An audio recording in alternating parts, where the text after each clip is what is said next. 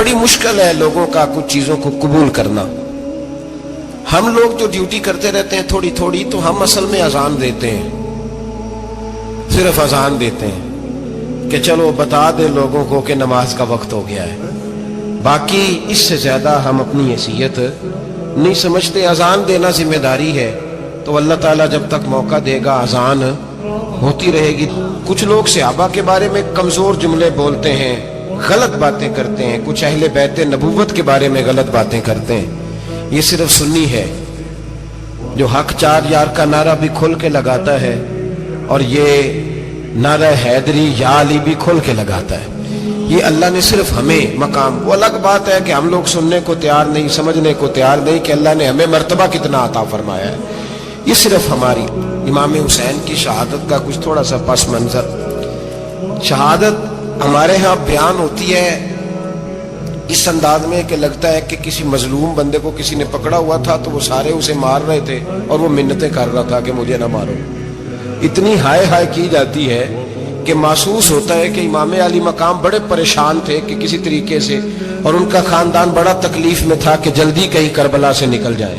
حالانکہ اس دھرتی پہ، اس کائنات پہ صبر، شجاعت، استقامت اور حوصلہ جس سے کائنات سیکھے گی وہ صرف امام حسین ہی ہے.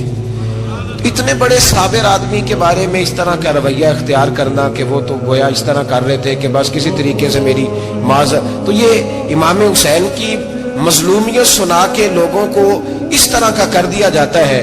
یہ انداز بتایا جاتا ہے کہ شاید واقعہ کربلا رونے دھونے کا نام ہے، حالانکہ بات یہ نہیں ہے.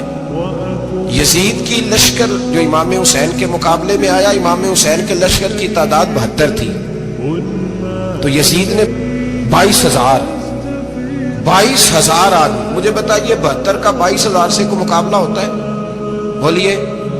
عمر بن سعد نے پھر عبید اللہ ابن زیاد کو لکھا کہ 22,000 بندے تھوڑے ہیں، کچھ بندے زیادہ بھیج. تو عمر بن سعد کو عبید اللہ ابن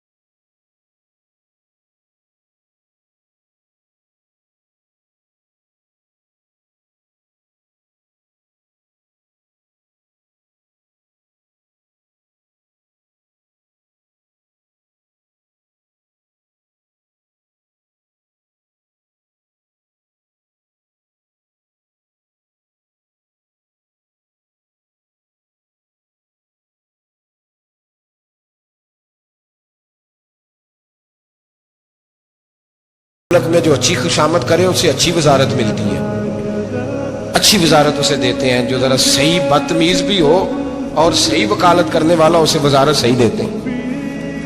تو حضرت امیر معاویہ کے گرد بھی کچھ ایسے لوگ تھے، انہوں نے آپ سے کہا کہ یزید کو نامزد کر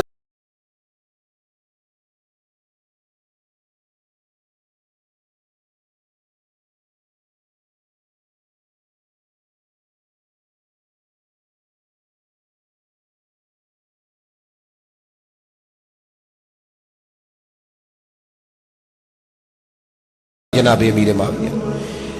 हुआ ये कि यजीद जब अमीर बना ना,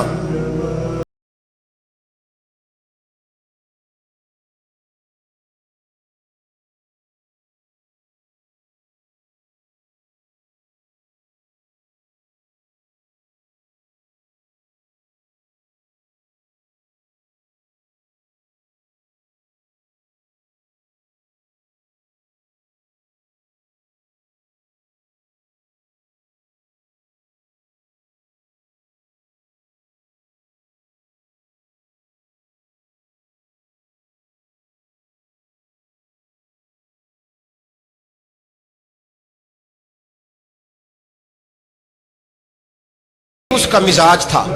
ये चलाक लोग जिंदगी में हमेशा धोखा खाते हैं। चलाकियां इंसान को गिराती हैं और इतना मुंह छील जाता है कि मुंह पहचाना ही नहीं जाता। बंदा अपने आप को रब रसूल के हवाले कर दे तो अल्लाह बड़ी बेहतरीन जज़ाएं अता करता है। ये लोग तेजी दिखाते हैं बाज, तो यजीद भी तेजी दिखाने वाला था। उसने वलीद को खत लिखा, कहने लगा कि फौरी तौर पे अब्दुल्ला इब्ने अब्बास को बुलाओ, उससे कहो मेरी बैत करें। ये जो बैत होती थी ना, ये भी सुन ले क्या होती थी। ये बैत हलफ होता था, हलफ।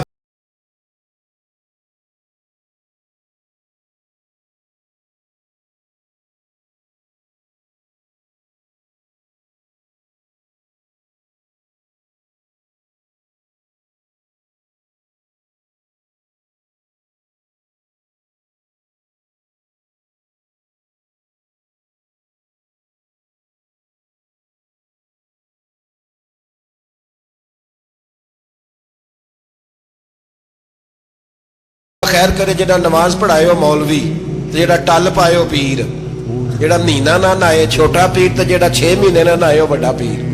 कहते बाबा पहुंचे हैं, कड़े छड़े जो पहन लिए। भाई इमाम हुसैन तो नमाजें पढ़ाते थे, मौला अली तो नमाजें पढ़ाते थे, मस्जिद के खतीब थे। अब इसको तो मौलवी कह दिया जाता है बेचारे को। तो मलंग कौन होता है जी? कहते जेड़ा कपड़े घट पाए। क्या तमाशा है, कौम जिधर दिल करता है निकल जाती है।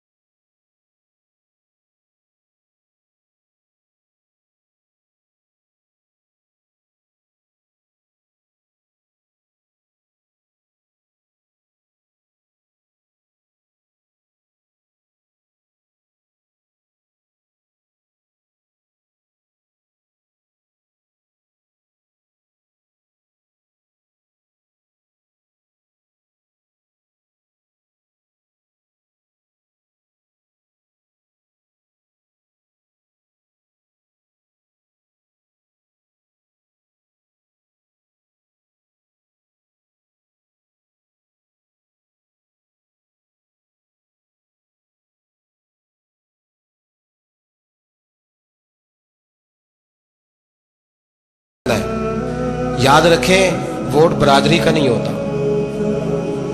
वोट बरादरी का नहीं, वोट दीन का होता है। जो बंदा दीन के, मिल्लत के, मजहब के मेयार पे पूरा ना होते, उसे हिकमत के तहत भी वोट देना जायज। हाँ हाँ, ये बात सच्ची है तो बहरहाल सच्ची है, ये याद रख ले। हमारे वोट से कोई एमएनए एमपी ये जितने जुल्म करेगा, वोट देने वाला उसके जुल्म में शरीक होगा, बिल्कुल 100%। ये लिख ले बात। हम बड़ी उस वक्त बड़ी जल्दी, पता नहीं हमें क्या मसला हो जाता है, इतना जद्दो, इतनी मुसीबत उन्हें नहीं बनी होती, नहीं यहां बनी होती है। खुदा का खौफ करें। इमाम अली मकाम वोट ही मांग रहा था ना यजीद, और फिर उसने बड़े बड़े लालच दिए। उसने कहा कि आप 5-4 सूबे हैं जिसकी गवर्नरी मर्जी रख लें, दौलत आपकी मर्जी की। तो फिर आज हमें भी लोग मशवरा देते हैं, कहते हैं मस्जिद में सियासत नहीं होनी चाहिए। मैंने कहा क्या करें, ये इमाम हुसैन हमें मजबूर कर गए, कोई ना कोई बात करनी पड़ी जाती है। इमाम अली मकाम ने फरमाया छुप के वोट की बात, बैत की बात नहीं हो सकती। आपने जाके लोगों से मशवरा